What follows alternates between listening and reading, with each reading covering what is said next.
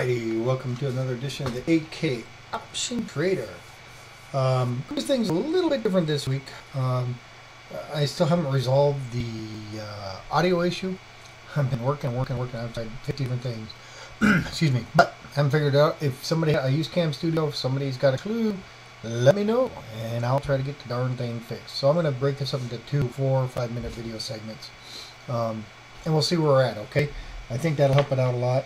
It'll make me happier, make you happier, and until I get it fixed, that's what I'm going to do. Anyway, hey, interesting week again. I mean, we have not had just a normal, what I would call normal trading week in so long. I don't even know what that feels like. I'm going to start out with something different. We're going to look at the VIX, Volatility Index, right here. Looks to be heading down. That means option prices are going to get a little bit tighter, a little bit cheaper, a little bit easier to play. Not so good if you're selling options, but if you're buying options, it's pretty good. Now we're going to go back and let's look at some of our indexes here. Hold on a second. Clear my throat. Just got done eating. Remember last week I talked about the head and shoulders, inverse head and shoulders pattern forming? Man, you can see it forming all over the place here. If you look here, NASDAQ right here, stopped right where it needed to be. Remember I talked about a reverse candle forming. And if we can zoom in a little bit here, bang, got a white spinning top. No, it's not the best reversal pattern. I was hoping for something more like a doji or hammer, something like this. But nonetheless, it is one. It is considered one. I like it. I like it. I like for this continue up this week and perhaps do some more of the same. So I'm looking for this week to be an overall an up week. This one, the Dow didn't quite make it all the way down there, but that's all right. It's in the area, and this shoulder I think is going to hold. You know, we're looking for a breakout above right here. Which is going to be 83.13. If we break up above there, I'm looking for a decent move up to somewhere in a 10.5 area, which is what we want. Once it reaches 10.5, I'm going short, boys. So be ready. Pardon me. Talking to my boy R Dizzle tonight. Him and I were talking about what we saw, and he agreed. He thought everything held exactly like I was talking about right here. Another one. I'm going to throw that one out there for you. I'm sorry about my throat. As soon as I start recording it, goes wild on me here. So, everything disappeared. I hate when it does that. But we got the line. You can see it forming beautifully right there. And this is the S&P, as you can see. So right in here is what we're looking at. I'm having mouse issues. So 897, 900 right in there. If it bounces off that bad boy right there and breaks this nice green downtrend line, which isn't that strong of a line, but it's there. Breaks through there, you know, car the door, hold on. 1100, 1300. Not 1300, pardon me, 1100. Somewhere in here before we do reversal, I'll be selling short 1200. I showed you in the middle of the week. Let's look at spiders. I just looked there on there. You can see that the volume is still kind of decreasing, still anemic. This rally, this weird week, I don't know what the heck that's all about, but you see it. That's quite the reversal candle, you ask me. Oh yeah, but you see it here. It's just about dead perfect. Stopped right where it needs to be. Is a good sign for a turnaround. So I really like it. I'm excited about it. I think we're gonna be playing up tomorrow or up pretty much all week. You know what? I doubt every day will be up. We do have retail sales coming out, I believe, on Thursday. So that'll be so much for it. It should be pretty good. You can see I'm missing the Qs right. It's because I play the Qs a lot, so I'm always looking at Qs. But same thing. You got the line right here, line in the sand, just kind of formed right here at the 30, 31 level, or 30 and 30 some cents. You can see the nice reversal here for the last one. We didn't get quite that beautiful one right here. Nice result. We just didn't get it. It is a spinning top. I mean, like I said, so that's what I was looking for. A little reversal signal. Volume isn't great. Lower volume, which is fine. Could signal the end of the down move here. Got a little uptrend line going here. So, like I said, I will be looking to play up this week. And that's where most of my focus is going to be, especially on the indices. I'm already... Alright, you probably didn't even notice a pause, did you? I'm going to try to meld them together so you can't even tell. Here we go. Clean Harbors, CLHB, ticker symbol. This one I've been just kind of looking at this. I like this real steep, sharp V down. Beautiful reversal come up. It keeps trying to grow up. It is definitely in an up mode.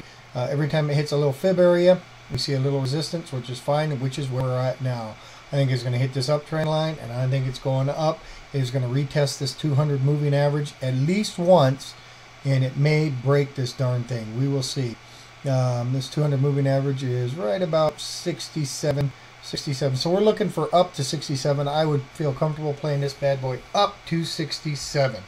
That is just one I'm looking at there. Let's go into the next one. It's going to be an old pal of ours, GAS. I've got gas. This is another one here.